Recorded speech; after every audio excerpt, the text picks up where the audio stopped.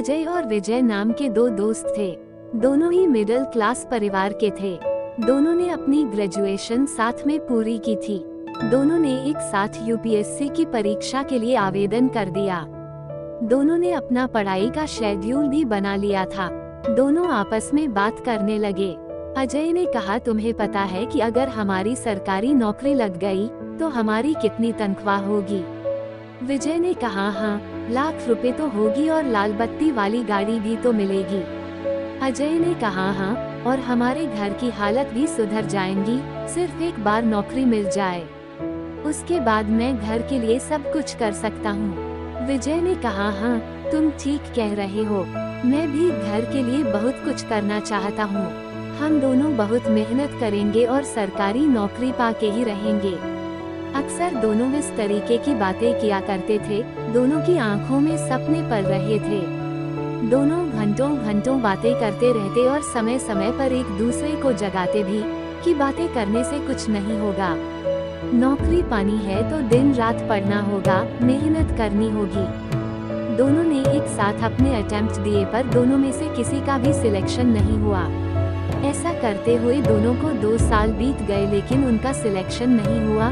दोनों हताश हो चुके थे। अजय ने कहा, 2 बार अटेम्प्ट देने के बाद मैं समझ चुका हूँ कि मुझसे क्लियर नहीं होगा। मैं कोई नौकरी ढूंढ रहा हूँ क्योंकि अभी मेरे घर के हालात बिल्कुल भी ठीक नहीं है। मेरे पास और वक्त नहीं है बर्बाद करने के लिए। विजय ने कहा, अरे यार, तुम इतनी आसानी से अपना सपना छोड़ दोगे? छोटी मोटी नौकरी से तुम्हारा क्या ही होगा? अजय बोला, मैं समझ चुका हूँ विजय, एग्जाम मुझसे क्लियर नहीं होगा तो मैं क्यों खुद से झूठ बोलूं? इससे अच्छा है मैं किसी और फील्ड में मेहनत करूं। ऐसा कहकर अजय चला गया। विजय सोचने लगा, इसने तो 2 साल में ही हार मान ली, लेकिन मैं हार नहीं मानूंगा। जब तक एग्जाम क्लियर नहीं हो जाता मैं पेपर देता रहूंगा। विजय ने 3 और अटेम्प्ट दिए लेकिन फिर भी क्लियर नहीं कर पाया।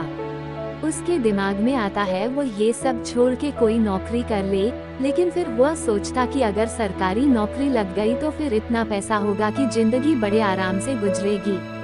नौकरी होगी तभी मनपसंद की लड़की से शादी कर पाऊंगा, दहेज में बड़ी कार मिलेगी और बहुत सारा पैसा भी।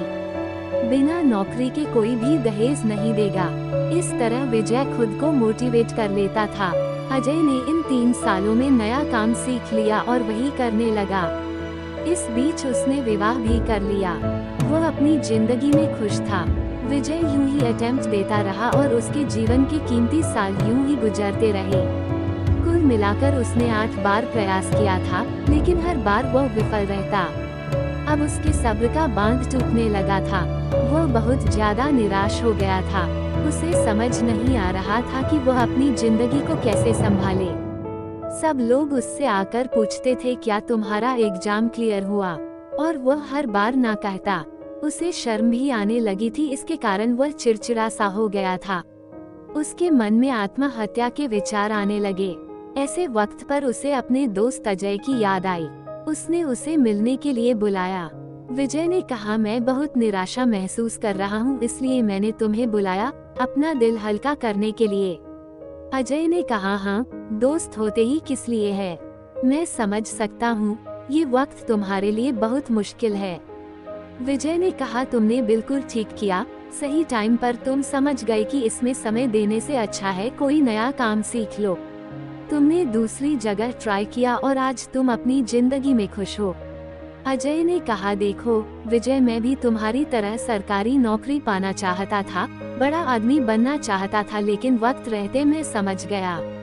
पता नहीं हमारे दिमाग में ये धारणा क्यों है कि अगर हम सरकारी नौकरी करेंगे तभी हम कामयाब कहलाएंगे।